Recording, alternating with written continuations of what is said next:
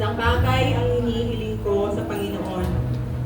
Ito ang tanging ninanais ko, na ako'y manirahan sa kanyang templo habang ako'y nabubuhay, upang mamasdan ang kanyang kadakilaan, hilingin sa kanya ang kanyang patnubay.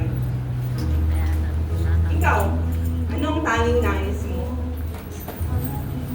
Naranasan mo na ba ang pag-isipan pa ang pupunta sa araw na itinalaga niya para purihin at unahin siya?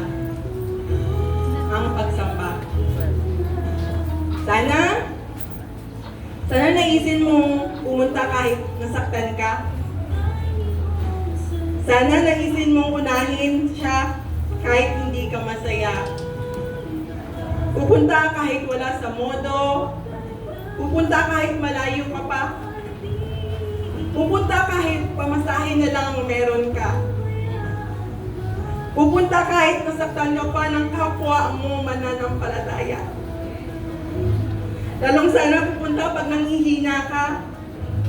Pupunta para sa Kanya.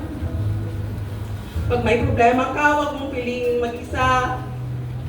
Sa pag-aakalang pwedeng takasan ang sakit na nararamdaman, kaya pinili mong lumayo muna. Akala mo, pwedeng punan ng bagay sa mundo ang problema at kaungkapan na nararamdaman at nararanasan mo. Oo, masaya, pero pansamantala lang pala. Darating ka sa momentong mapapagod at mapapagod ka. Noong panahong hindi ka pumunta, nung panahong hindi siya ang pinili mo, nung panahong hindi siya yung nais mo, nasaktan mo siya. Pero hinayaan ka niya, kasi binigyan naman niya tayo ng kalayaang magpasya. Pero nakatingin siya. Bawat kilos, bawat iniisip mo, alam niya. Hanggang isang araw, nakaramdam ka ng pagkamis sa Kanya. Yun yung araw na pasuko ka na. At maririnig ka na boses, anak, bumalik ka na. Mas namimiss kita. Grabe yung pagmamahal niya, no? Yung kahit saktan mo pa siya, kahit ilang beses, na lumihis ka. Kahit may mga panahong hindi siya yung nais mo, ikaw pa din ang inaalala niya. Namatay na kasi siya nung tayo makasalanan pa. Hindi mo pa nagawa, binayaran na niya.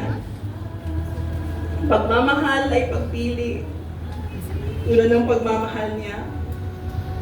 Bumaba sa lupa, iniwan ang karangyaan sa kalangitan para magdusa at ibigay ang buhay niya dahil mahal ka niya. At hindi ka niya sinusukuan. Sana naisin mo, piliin mo siya. Paano nga ba natin siya masusuklian at hindi masaktan? Mabigyan ng kapurihan ng Diyos na sa atin ay nagmahal at lumalang. Mahalin mo lang siya. Naisin mong laging unahin siya. Dahil pag mahal mo, takot ka na masaktan ang puso niya. Pag mahal mo, pipiliin mong magpuri kahit nasasaktan ka pa. Pag mahal mo, walang pwedeng sa'yo'y makadismaya o maging dahilan sa pag-alis mo sa kanyang iglesia. Mananatili ka dahil mahal mo siya. Mananatili ka dahil mahal ka niya. Siya ang dahilan ng iyong pagpunta. Ano mang sitwasyong meron ka, siya ang tanging naisin mo. Ang dahilan mo sa pagpunta sa kanyang templo, ang pagmasdan, ang kanyang kadakilaan, at patnubay niya ang iyong kahilingan. Ang tanging nais ko. Glory be to God.